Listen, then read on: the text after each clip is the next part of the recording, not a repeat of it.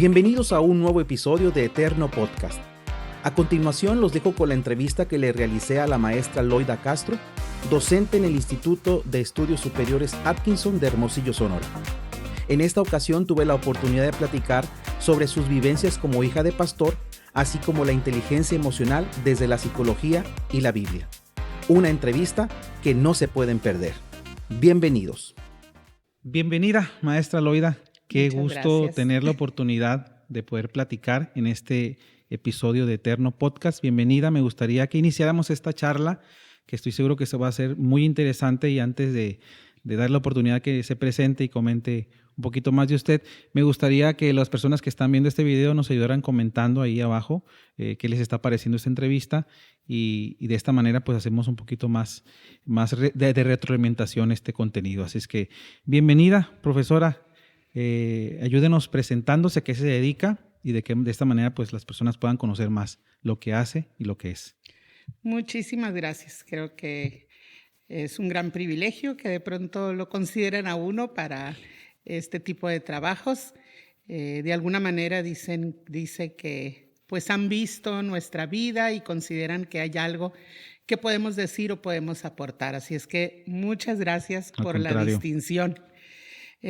Presentándome, bueno, mi nombre es Loida Eunice Castro Mesa. Nací y crecí en la iglesia, mi vida ha sido la iglesia y pues sirvo al Señor con todo mi corazón desde que soy muy niña. Realmente siempre supe que era llamada al ministerio. Y bueno, en el trayecto de mi vida Dios me ha permitido prepararme, hacer algunos estudios. Entonces yo soñaba con ir a la universidad, hacer una carrera, pero sabía del llamado de Dios y pensaba, no, pues va a ser solo ir al seminario y servir y pensar en hacer una carrera y ejercerla. Dije, pues eso es mi sueño personal y Dios quiere otra cosa para mí. Aún así, tuve un tiempo ahí de una época de rebeldía y dije, no, yo realizo mi sueño, me voy a la universidad. Y estaba haciendo una carrera que no tenía nada que ver con lo que Dios tenía para mí. Y Dios no me dejó terminarla, así que fue un año nada más. Y Dios me dijo, ya, ¿hasta cuándo me obedeces? Lo obedecí y entonces fue que vine al seminario, estudié la licenciatura en teología, la terminé. Y de esas veces que Dios es tan bueno y tan maravilloso que al final no es que te quite las cosas, ¿no? Te las devuelve y tiene un orden para todo. Entonces, ahora resulta que no salgo de la universidad. Entonces, pues después de graduarme del seminario y al mismo tiempo que he estado sirviendo, estudié la licenciatura en Ciencias de la Educación. Después hice una maestría en Educación también. Estudié una licenciatura en Filosofía y luego una licenciatura en Psicología. Y pues tenemos ahí una lista de más cosas que nos gustaría estudiar. Bastante información. Y bueno, actualmente estamos sirviendo en el Instituto Atkinson. Pues hacemos ahí de todo un poco. Estoy como maestra, doy algunas materias, especialmente en la línea de consejería. También estoy como capellán, como pastor de la comunidad estudiantil. Y también coordino la parte de la práctica ministerial, asignar a los alumnos a alguna iglesia, estar monitoreando su trabajo, su desarrollo en las iglesias. Y pues también tenemos ahí una oficina donde atendemos en el área de consejería a aquellos que lo requieren, ¿no? Hablando de los estudiantes. No hacia afuera, porque aquí hay bastante trabajo. Sí, de pronto por algunas participaciones que luego uno tiene, ¿no? En la iglesia, en diferentes ámbitos. Luego me buscan, pero les digo, no tengo tiempo para atender fuera, entonces mayormente es la atención a alumnos. Y pues aquí estamos. Pues qué trayectoria y un recorrido. Gracias a Dios, ¿verdad? Por todo lo que Él le ha permitido hacer. Y quisiera poner sobre la mesa el primero de dos temas que quisiera que nos hablara. Y el primero de ellos tiene que ver con el tema de los hijos de ministro. Es un tema que da para mucho, pero yo creo que estoy frente a una persona que es una hija de ministro y eso ha permitido entender muchas problemáticas que actualmente se viven o necesidades, más que problemáticas, necesidades. ¿Qué ha significado, profesora, para usted ser hija o nacer en un hogar pastoral? ¿Cómo eso le ayudó o marcó su vida para su desarrollo personal y profesional? Bueno, para mí es uno de los más grandes privilegios. Yo creo que Dios me bendijo en gran manera y me dio el premio mayor. El haber nacido en un hogar cristiano y en un hogar de ministros. Mis padres, los dos, se conocieron estudiando en el Instituto Bíblico, ahí se conocieron, se casaron y empezaron a ministrar. Y bueno, soy la mayor de 7 hermanos. Y para mí ha sido una bendición el que durante toda mi vida yo estuviera rodeada de la palabra, de un ambiente saludable. Tengo el privilegio no solo de ser hija de ministros, sino que hay toda una trayectoria más allá, porque es de mis bisabuelos. Entonces, mis bisabuelos, mis abuelos, mis padres, tengo varios tíos, primos, y pues de mis hermanos también somos ministros, somos pastores. Entonces, en general, las reuniones familiares pues eran reuniones sanas, reuniones donde pues siempre había una oración, donde había una palabra de agradecimiento a Dios. Entonces, para mí ha sido un privilegio muy grande el poder desarrollarme en ese ámbito. Mis mejores fiestas, mis mejores festejos eran los campamentos, las convenciones, los congresos. En ocasiones no había oportunidad de ir a otro tipo de eventos sociales fuera de la iglesia. Ya ves que luego en la escuela, ¿no? Hay miles de festejos y los amigos. Yo realmente no tuve la oportunidad porque siempre había una actividad en la iglesia. Y desde muy niña siempre me gustó involucrarme en las actividades de la iglesia. Entonces, no solo tenía una actividad en la iglesia, sino que yo tenía una participación allí. Tenía que estar. Tenía que estar. No hay opción. Desde muy pequeña, siempre ya ves que se hacen concursos de Biblia y de canto, y no se me da la música, pero en ese tiempo hasta le hacía la cantada. Entonces, lo que hubiera yo participado. Entonces, era mi vida, era mi mundo, y para mí fue la mayor bendición, ha sido la mayor bendición y una oportunidad que me ha abierto puertas en todos los sentidos, ¿no? Entonces, yo doy gracias a Dios por ello. ¿Y cuáles son los retos que usted en lo personal tuvo que enfrentar? O si hubo retos, ¿cuáles fueron de ser hija de pastores o estar en ese ambiente pastoral rodeada no solamente de sus padres, sino toda su familia? Sí. Creo que el reto más grande fue para mis papás, no para mí. El reto era para ellos, cómo formarme o cómo educarme, cómo llevarme y transmitirme esa pasión y ese amor por Dios, por la iglesia, por el ministerio. Entonces yo creo que fue más el reto de ellos, más que retos míos. Es muy común, ¿no?, que cuando se habla de los hijos de pastor, a veces se les ve más como víctimas o se resaltan detalles como esa famosa frase de "y es el hijo del pastor". Así es. Entonces, si hay por ahí algún hijo de pastor, a lo mejor lo escuchaste o lo escuchas. Entonces, a veces eso es lo que más, ¿no?, se ve como un reto, cómo superar esa parte. Yo creo que eso de algún modo tocó mi mente o sí decía yo, ay, soy la hija del pastor. Más fuerte fue en el periodo entre la niñez y la adolescencia, cuando estaba en ese brinco.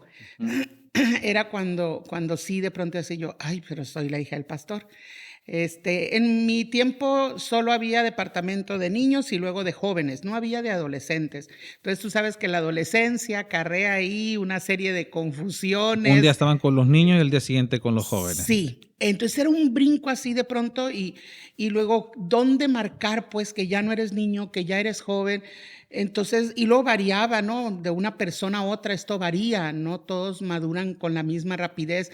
Y creo que por el ambiente en el que yo me moví, el que siempre estaba participando, siempre estaba activando. Entonces, pues yo tenía un grado de madurez a veces más allá de mis compañeros. El que conviví con muchas personas adultas, todos los que eran los ministros, amigos de mis papás llegaban y pues yo aprendía, me gustaba escucharlos y entonces eso me llevó a madurar muy rápido. Entonces sí, con los niños, en ese tiempo se acostumbraba que en los cultos, a la hora de los testimonios, todos los departamentos cantaban, Así ¿no? es. Y pasan las damas, y pasan los varones, los jóvenes y los niños. Y a mí me encantaba hacerlo, pero en ese periodo, eso de que van a pasar los niños, y yo ya no me sentía niña. Más que el no querer pasar y cantar o dar unas palabras de agradecimiento, era que me nombraban como niña y yo ya no me sentía. Entonces decía, no, o sea, entonces era de, ay, me voy a salir, voy a ir al baño. Ay, me voy hasta a hincarme, me voy a poner a orar para que no pasar. Pero tenía amiguitas que, Loida, vamos. Y ahí es cuando decía, ¿cómo les digo que no quiero? Soy la hija del pastor, no se va a oír bien. Ahí era donde resurgía eso, pero el problema no era tanto porque no quisiera pasar a testificar o a cantar, sino el hecho de que me decían niña, ¿no? Entonces, fue ahí que pues yo me empecé a mover y decir, no, es que ya no me siento niña. Y entonces, a los 12 años o poco antes de los 12 años, yo ya estaba entrando al departamento de jóvenes. Ya nomás pasé al departamento de jóvenes, se acabó. Y te digo, el reto fue más cuestiones de la edad, no tanto por ser hija de pastor. Ahí surgió esa frase tan famosa, pero más por las situaciones que se estaban dando en mí por la edad. Entonces, al pasar al otro grupo, pues ya no hubo problema porque yo amaba estar en la iglesia, amaba participar. Entonces, no había mucho conflicto así de que me reclamaran, me hicieran comparaciones. Entonces, volviendo así más a la pregunta, el reto fue más para mis padres que para mí, de poder orientarme. Ok. Ahora, este fenómeno o hay de repente necesidades que los hijos de ministros tienen y a veces no se atienden o no se ministran. ¿Qué usted le diría a un hijo de pastor, una hija de pastor, que a lo mejor está ahí, a lo mejor no con una situación como la que cuenta, pero otros tipos de crisis que les hace inclusive algunos a exiliarse de la fe o del contexto eclesiástico por ciertas cosas que han visto o heridas que se han generado y eso lo hemos visto, no podemos negarlo, es una realidad. Pero, ¿cuál sería su reflexión acerca de esta parte? Bueno, esa es la parte, creo yo, fundamental de esto. Y cuando me ha tocado participar, que me invitan a trabajar con hijos de ministro, una de las verdades que yo intento dejar plasmada en sus corazones es que no se preocupen por el hecho de ser hijos de ministro, que más bien trabajen en su relación como hijos de Dios. Yo creo que ahí es donde está el conflicto fuerte.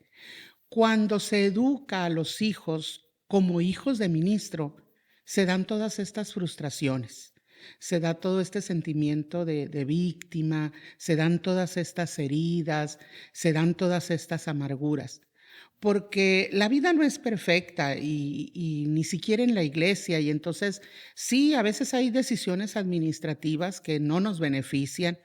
A veces se cometen injusticias, sí, y también las llegué a vivir, no soy ajena a ellas, pero si se trabaja en fortalecer la relación de los hijos como hijos de Dios, no como hijos del ministro. Como hijo de ministro, nadie puede llenar ese hueco, ese espacio, o sea, pensar en cumplir las expectativas como hijo de ministro con mis fuerzas son demasiado altas, imposibles de alcanzar, porque como hijo de ministro se pone un estándar de perfección que ningún ser humano lo va a lograr. Pero cuando trabajamos y fortalecemos la relación de hijo de Dios, entonces ya no es porque soy el hijo del pastor, ya no es porque tengo que cumplir con estas obligaciones que la iglesia me demanda, porque entonces querer cumplir las expectativas de la gente varían mucho. Y entonces vivimos a expensas de lo que la gente pide, de lo que la gente solicite, y nunca los vamos a satisfacer. Pero cuando yo trabajo en mi vida la relación con Dios y vivo como hijo de Dios, entonces a quien le doy cuentas no es a la gente de la iglesia. Cuando doy cuentas no es ni a mis padres, a quien le doy cuentas es a Dios. Y caminar como hijo de Dios no me hace perfecto en el sentido común de la palabra, pero me hace perfectible. Sé que las demandas que Dios me hace para cumplir sus mandatos no me deja solo haciéndolo con mis fuerzas, sino que Él está conmigo para ayudarme a caminar esa vida. Y entonces yo puedo crecer y ser cada día más como Cristo. Y entonces mi vida puede ser de mayor impacto para las personas. Entonces, es trabajar esa área. Cuando los padres trabajan, y por eso es que decía yo, el reto más fuerte lo tuvieron mis padres. Cuando los padres trabajan esta área con los hijos, entonces las dificultades no es el administrador, los líderes de la iglesia que no me quieren, los hermanos que dan problemas en la iglesia, no, sino que es pues parte de las situaciones que debemos enfrentar como creyentes y aprender a superar con la ayuda de Dios. Y entonces trabajamos el perdón y trabajamos la firmeza en Cristo, trabajamos el respaldo de Dios y que todo lo que hagamos lo hagamos como para Dios y no para las personas. Entonces ahí hay más posibilidades de mantenernos firmes en la fe. Yo siempre recuerdo a Jacob en estas situaciones. Jacob, cuando sale huyendo de su hermano, sale de su casa y tiene un encuentro con Dios y tiene la visión esta de la escalera y todo. Dios hace un trato con él, pero en todo ese encuentro Jacob siempre habla de Jehová, el Dios de mis padres. Y entonces se va y pasa todos una serie de eventos y cuando viene de regreso y tiene de nuevo un encuentro con Dios y ahora lucha con el ángel, después de esa lucha, otra vez viene una palabra de parte de Dios, pero ahora la convicción de Jacob es Jehová, mi Dios. Ya no es Jehová el Dios de mis padres, es mi Dios. Entonces, cuando los hijos de pastor crecemos con la imagen del Dios de nuestros padres, no tenemos la fuerza para sobreponernos a las situaciones difíciles de la vida. Pero cuando tenemos la convicción de que es Jehová mi Dios, entonces buscar desarrollar mis propias experiencias con Dios. Entonces, durante mi infancia fue bonito escuchar las experiencias desde mi bisabuelo y mi papá, que anduvo muy pegado a él y vio muchos milagros. Y una de las cosas que caracterizaba a la iglesia en Ciudad Obregón que pastoreaba mi bisabuelo es que los adornos del templo no eran flores precisamente, no eran cuadritos, sino que eran muletas. Eran sillas de rueda que quedaban, eran lentes, eran de que la gente llegaba enferma, Dios obraba el milagro y dejaba eso ahí. Entonces yo crecí escuchando esas historias y eso, ¡uy, qué bonito, qué bien! O sea, me animaba, me alegraba. Pero si yo me quedo solo con esa historia y no desarrollo mis propias experiencias, no alcanza. Vienen los problemas a mi vida y eso no me es suficiente. Entonces tuve que aprender a conocer, decir, bueno, el Dios de mis padres ahora que sea mi Dios. Y desde muy niña empezar a tener esas experiencias con Dios. Otro de los temas que se resalta a veces entre los hijos de ministros son las carencias económicas. Entonces, a veces se enfatiza eso como parte del ministerio. No, no es parte del ministerio. O sea, hay mucha gente pobre que no son ministros y que tienen carencias. Es parte de la vida. Y entonces, si yo aprendo a ver esto no como una consecuencia del ministerio, sino como una oportunidad donde puedo conocer al Dios proveedor. Claro. Y entonces conocer a Jehová, mi Dios. Y entonces trabajar esto desde la familia, los padres, el formar esto en sus hijos. Una vez que llegas a la adolescencia, a la juventud, tomas tus propias decisiones. Entonces fortalecer nosotros mismos esa relación con Jehová, mi Dios. En algún momento, en una situación administrativa difícil, yo llego con mi papá y le reclamo, y entonces le digo, pues, ¿qué está pasando? Y sí tuve mi lucha también con Dios, de decir, a ver, entonces la respuesta de mi padre fue, bueno, debes entender que aún los errores de los hombres, Dios los puede canalizar para bien. Nunca me dijo, es que el ministerio, es que la iglesia, es que los líderes, es que no. Y el error de muchos pastores es darle por ese lado y entonces ningún bien se hace. Exacto. Entonces, cuando él me dice eso, yo dije, bueno, mi papá ¿qué tiene? Atole en la sangre, ¿qué le pasa? Voy con mi mamá, dije, las mamás son más, ¿eh? Entonces ella sí me va a abrazar, pues ni modo, mi hijita, ¿qué le vamos a hacer? Y entonces, cuando voy con mi mamá me dice, pues mira, yo lo único que puedo decirte es lo que Dios le dijo a Pablo. Bástate mi gracia. Yo, no, por favor. Entonces, sin embargo, ya luego lo medito y lo reflexiono, y entonces no pude con mi papá, no pude con mi mamá, entonces voy y me peleo con Dios y pues pierdo más, ¿verdad? Y entonces es esa relación, ese trato con Dios, y creo que ahí fue mi lucha con el ángel como Jacob, cuando Dios me dice, déjame encargarme de todas las cosas, déjame ser yo. Y esa experiencia de algún modo fue la que retrasó que yo inmediatamente saliendo de preparatoria, empezara ya a estudiar mi carrera ministerial. Dije, no, es que luego si vuelve a pasar, mejor yo hago mi preparativo y luego ya por acá, y fue lo que retrasó, y Dios me confrontó y me dijo, lo que tú logres depende de mí. Y entonces es ese trabajo, en esa relación con Dios, como hijos de Dios, no como hijo de ministro, porque eso no vale. La propuesta básicamente entonces radica en que la forma en que tenemos que ver este tema y en muchas otras realidades del ser humano, ¿verdad? Es la relación que la persona tiene con Dios, en este caso el hijo de ministro como un hijo de Dios, y eso le va a ayudar a desarrollarse bien como persona y por ende, pues, hacer lo que alrededor en todas las áreas de su vida, ¿verdad? Esa es la clave. Muy interesante este tema y pudiéramos seguir hablando más de esto, pero tenemos también otro tema que quiero poner sobre la mesa y yo creo que hay mucho que hablar sobre este tema, es el tema de la inteligencia emocional, ¿verdad? Considero que una de las partes importantes es la correcta administración de nuestras emociones.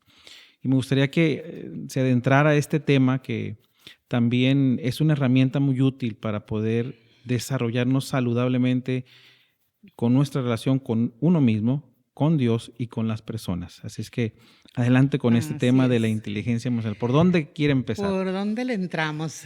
Bueno, en los últimos años ha sido un tema que pues se ha tocado en diferentes plataformas, ¿no? Desde diferentes ámbitos.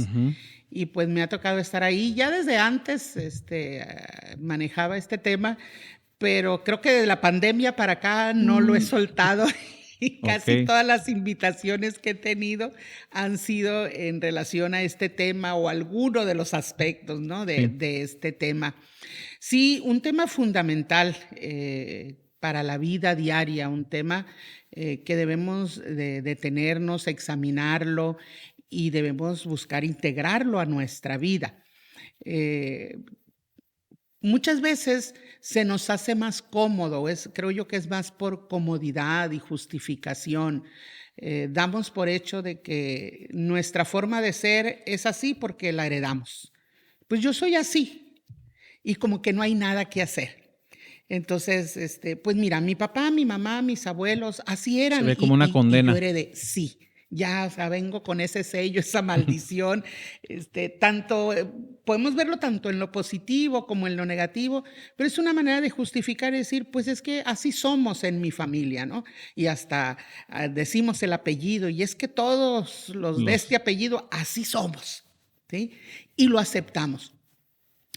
Y lo que me llama más la atención es que no solo lo oímos esto en cualquier ámbito, dentro y fuera de la iglesia, lo escuchamos, pero ya en Cristo pues también damos por hecho que Dios no tiene nada que ver con esa área. Y entonces, pues así soy, ¿no? Y a lo mejor cambiamos un poquito y entonces es cuando decimos, no, y si me hubiera conocido antes era mucho peor, o sea, ya estoy bien. Y todo radica en el manejo de las emociones, en qué estamos haciendo por trabajar con nuestras emociones. Y se ha escrito mucho secularmente sobre la inteligencia emocional. Hay diferentes autores. Gardner lo empezó a hablar como inteligencias múltiples y una de las inteligencias, o dos, porque lo ponen dos, era la inteligencia intrapersonal e interpersonal. Pero luego también él dice, pero estas inteligencias son amorales, pueden usarse para el bien y para el mal. Entonces, si tú las aprendes a manejar, pues es para manejarlas a tu conveniencia, en lo que quieres lograr, para lograr tus metas, tus objetivos, sin meternos a valorar si el objetivo que tú tienes es correcto o no. Luego va a venir Daniel Goleman y entonces él ya va a hablar de inteligencia emocional y al principio lo maneja como una sola, después las divide y habla de inteligencia emocional e inteligencia social, pero es este complemento entre el conocimiento de mí mismo, quién soy, el reconocimiento de mis emociones y luego también el efecto o el manejo de esas emociones y luego el conocimiento del otro, de lo que el otro es, de lo que el otro siente y luego también cómo trabajar esa parte para lograr objetivos que sean para bien mutuo. Entonces ya Goleman dice, no son amorales. La inteligencia siempre es buena, la inteligencia siempre es para bien. Entonces, el aprender a conocernos a nosotros mismos y ejercer un control o un manejo adecuado de nuestras emociones, el aprender a conocer al otro y sus emociones y entonces poder desarrollar ese diálogo, esa interacción y establecer relaciones saludables con los demás, bueno, pues esto también es para bien porque es inteligencia, dice, y debe ser para el logro de metas loables, honorables, para lograr cosas en bien de la comunidad, en bien de la sociedad. Entonces, siempre nos vamos a estar moviendo en relación con otros. En todos los ámbitos va a ser fundamental el uso de la inteligencia emocional. Con nosotros mismos, para nuestra seguridad, venimos de pronto acarreando con una serie de situaciones o de historias, de crisis, porque la vida es así. Entonces, la vida no es perfecta y entonces eso nos va marcando.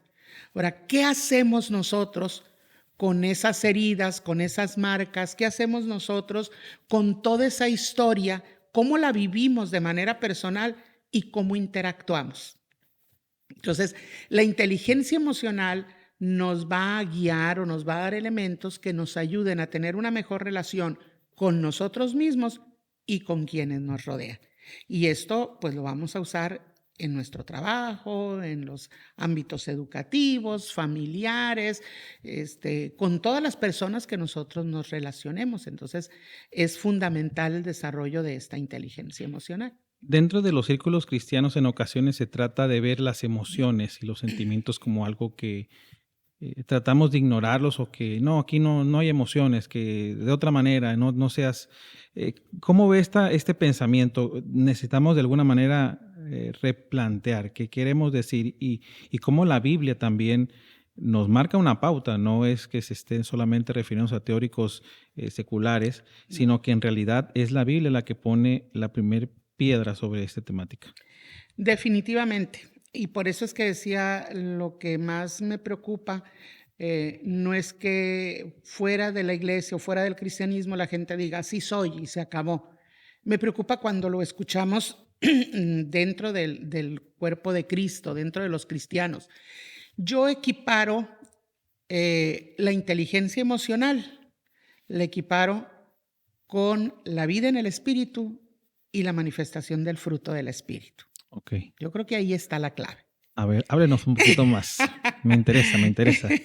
Yo creo que ahí está la clave. Nuestras emociones tienen que ver con la manifestación del fruto del espíritu. No trabajar nuestras emociones, no tener un manejo adecuado de nuestras emociones, implica que quien tiene el control de nuestra vida somos nosotros y no el espíritu.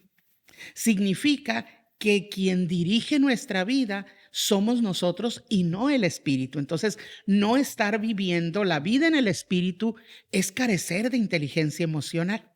Entonces, la vida en el espíritu nos lleva en ese perfeccionamiento y en ese ser más como Cristo.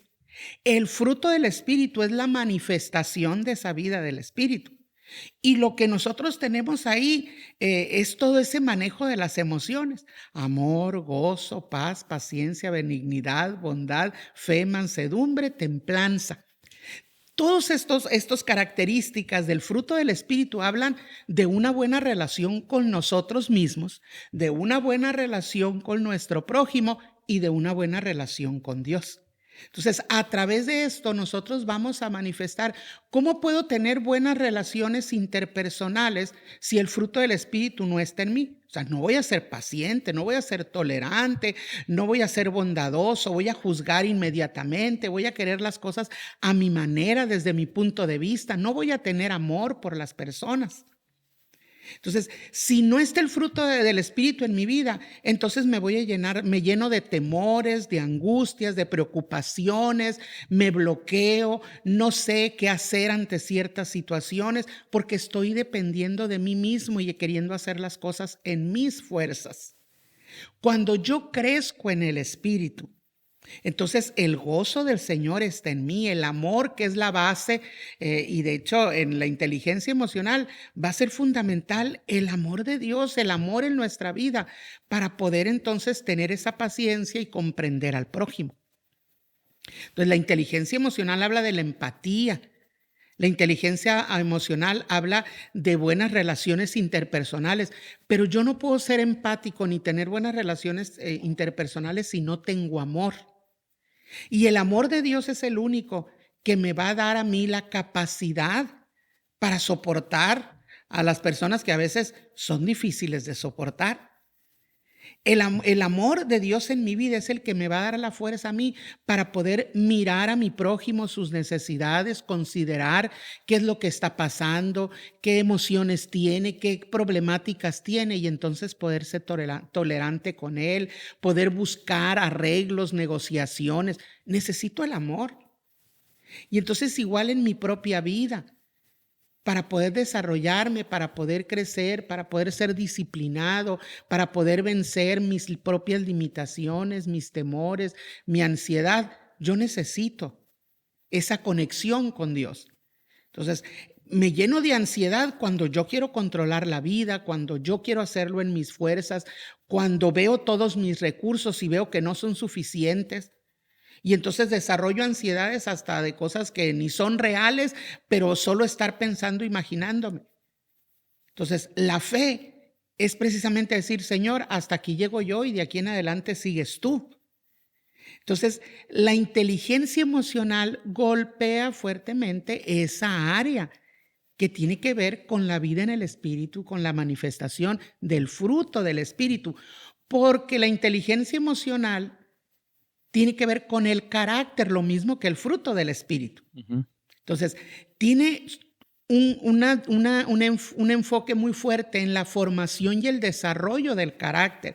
Hablamos de una persona madura, aquella que tiene un temperamento, sí, que el temperamento es lo que heredamos, es lo que traemos, pero luego el carácter es cómo lo vivimos ese temperamento.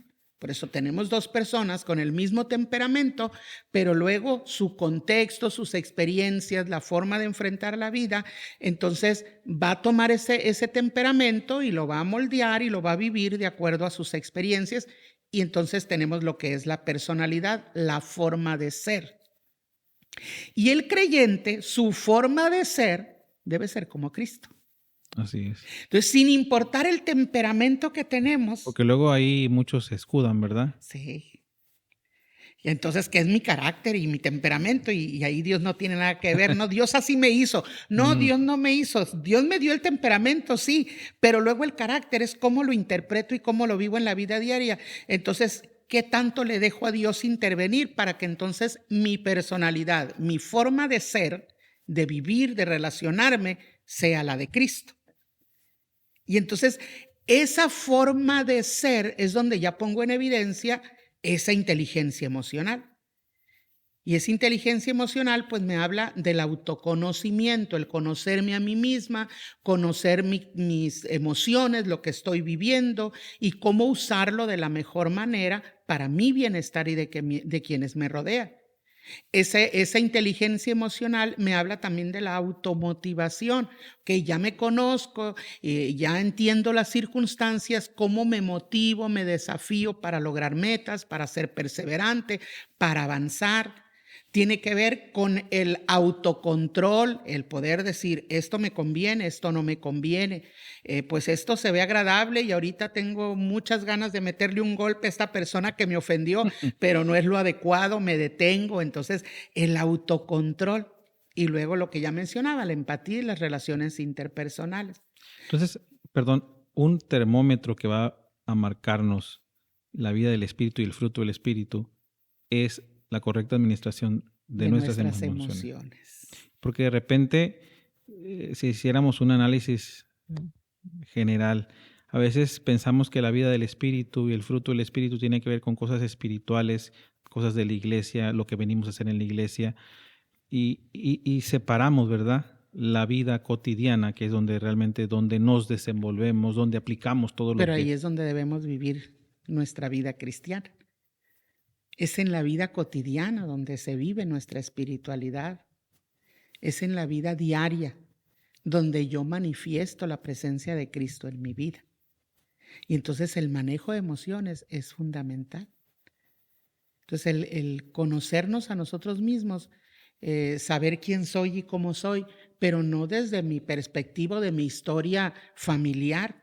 O sea, sí, mi familia tiene un carácter fuerte, mi familia es así, es allá. Y sí, soy de esa familia, pero también tengo a Cristo en mi corazón.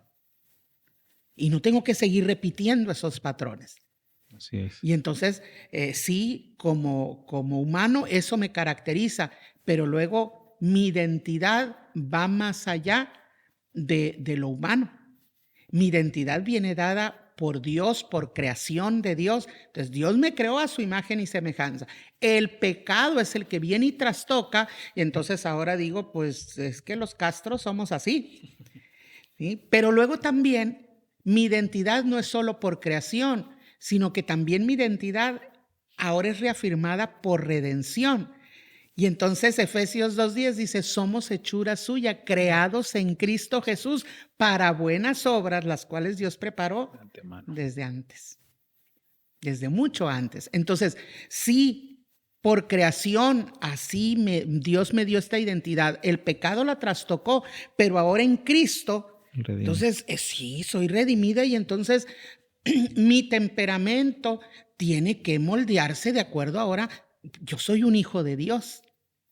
Y entonces usar esos elementos de mi temperamento para glorificar a Dios, no para envanecerse, no para mi ego, no para querer lograr lo que yo quiero y como yo quiero, sino que es para glorificar a Dios y que todo lo que yo haga glorifique a Dios. Entonces, debo conocerme, saber cuál es mi identidad, pero en esa identidad no es solo como Loida Castro, sino Loida, hija de Dios.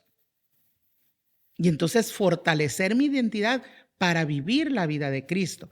Y ahí es donde desarrollo ese autoconocimiento. Y luego en la automotivación, pues sí, me reto, me desafío a ir hacia adelante, a avanzar, a lograr metas, objetivos, centrada en mi identidad que soy hija de Dios. No en mis fuerzas, no porque mi apellido Castro Mesa, no porque tengo tales o cuales estudios. Todo eso son herramientas, son elementos, pero lo más importante para motivarme a ir hacia adelante es que Cristo está conmigo.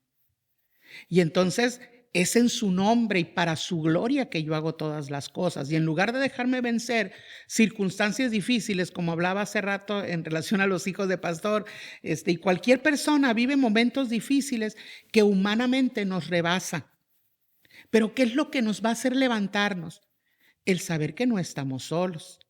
El conocer esa identidad como hijos de Dios, el conocer lo que Dios dice en su palabra. Entonces me levanta, me fortalece y me motivo no en mis capacidades, sino en que Cristo está en mí. Y el autocontrol, pues yo digo, el autocontrol no es otra cosa más que el dominio propio, la templanza. Así es. Entonces, vamos viendo las características de la inteligencia emocional, las habilidades, es el fruto del espíritu. Y si hablamos ya de la empatía y las relaciones interpersonales, pues el Señor es muy claro y entonces nos dice que hay que amar a nuestro prójimo, incluso a nuestro enemigo. Y entonces nos da ciertas pautas y entonces nos dice que hagamos a otros lo que nos gustaría que se hiciera para nosotros. Claro. Y entonces nos dice que debemos soportarnos unos a otros. Y entonces tenemos ahí la empatía y las relaciones interpersonales saludables. Entonces, cada una de las habilidades de la inteligencia emocional que Goleman y otros nos presentan, la palabra nos las presenta también y las vemos más directamente en el fruto del Espíritu. Entonces, poder trabajar esa área en nuestra vida, nuestra relación con Dios y que sea el Espíritu Santo dirigiendo nuestra vida, crecer en la vida en el Espíritu, nos va a hacer conscientes de que no es que yo soy así, es que Dios moldea y cambia y transforma para que yo pueda ser como Cristo. Así es. Y de repente las consecuencias de no tener una sana inteligencia, una correcta administración de nuestras emociones, desencadena problemáticas. El estrés, la ansiedad, la depresión y un sinfín de problemas. Pero la propuesta de ustedes, la solución de independientemente cuáles sean esas formas, es la raíz, que es la vida del Espíritu, y buscar que crezca el fruto por estar plantados con Cristo. Exactamente. Cuando yo trabajo estas temáticas, siempre que me invitan, o incluso en la consejería, cuando las trabajo con alguna persona, yo siempre les invito a trabajarlo a la par de la vida devocional. Claro. Entonces siempre les pregunto, ¿cómo está tu vida devocional? No, pues es que no tengo ánimos, es que ando tan desesperado, no puedo ni pensar, intento orar, leer la Biblia y no puedo. Bueno, pues vamos, ¿sabe qué?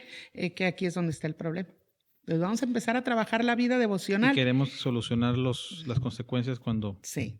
Entonces buscar trabajar los dos elementos, ¿sí?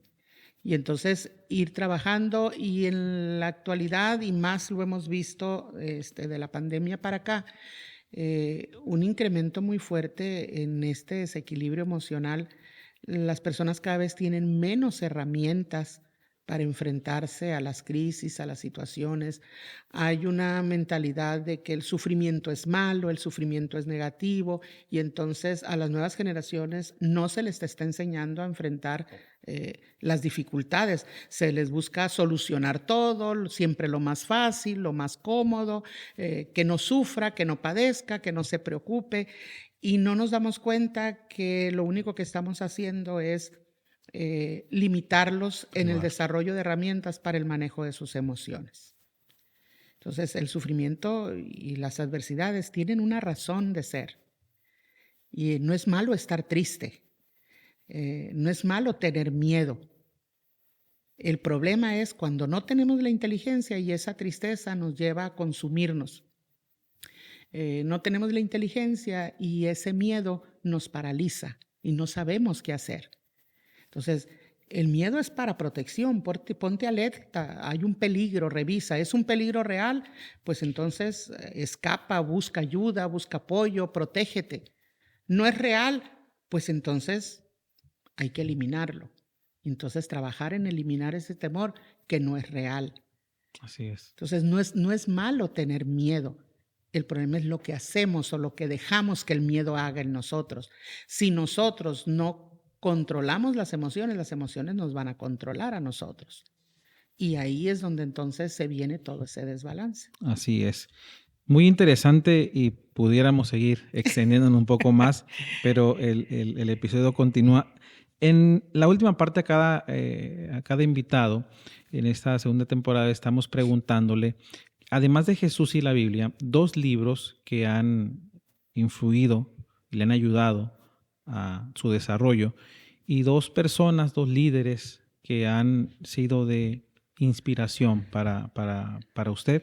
Así es que me gustaría que nos compartiera dos libros y dos liderazgos, dos personas. Y así dos es. personas. Bueno, pues hay varios, muchísimos, pero bueno, me dices que dos, me limitaré a dos. Ok.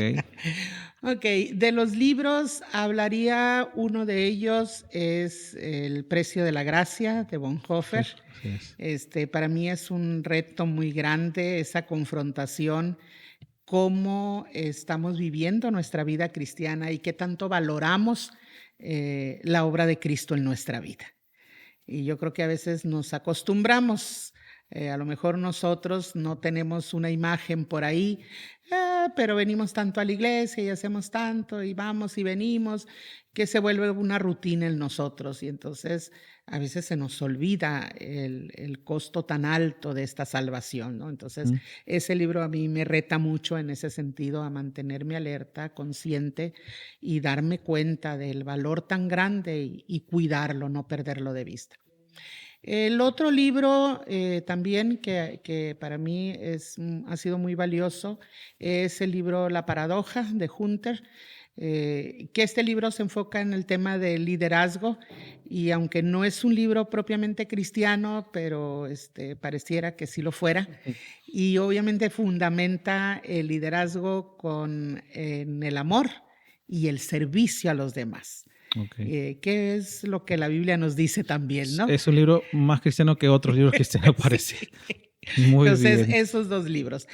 En cuanto a las personas, bueno, también tengo cachitos de muchas personas muy significativas para mí y pues uno de ellos sería mi padre, si no lo cuento entre los que han influido por ser mi padre, pues tengo muchos más de donde elegir, pero creo que de él recibí muchas de las bases que tengo para mi desarrollo, para mi vida, mis convicciones.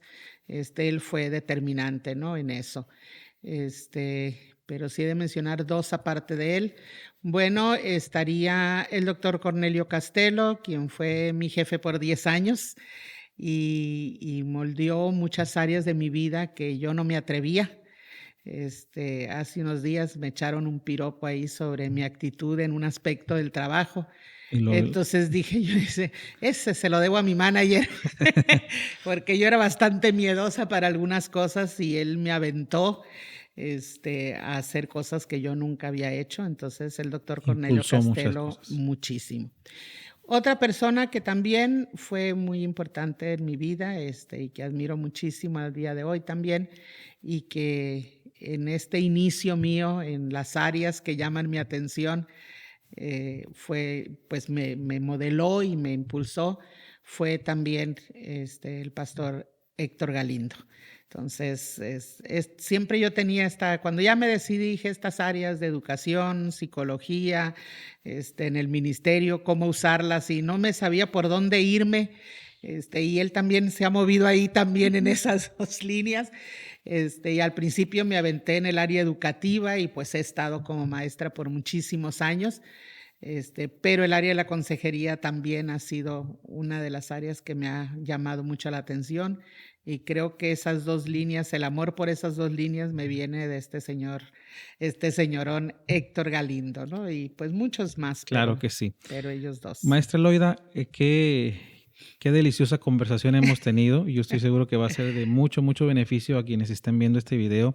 Quiero agradecerle la oportunidad, su tiempo, su conocimiento para poder compartirlo y la idea de este contenido es que haya disponible información para que las personas escuchen y puedan aprender, profundizar, que nos haga reflexionar, que nos incomode, de repente estamos muy estacionados y a veces necesitamos una sacudida, ¿no? Así es que agradecerle, muchas gracias. ¿Algo más que quiera agregar o algo que quiera decirle a nuestra audiencia? Pues de esta manera concluimos. Pues agradecerles a ustedes por la invitación y a las personas que puedan escucharnos, agradecerles también, invitarles para no dejar de crecer en su vida espiritual.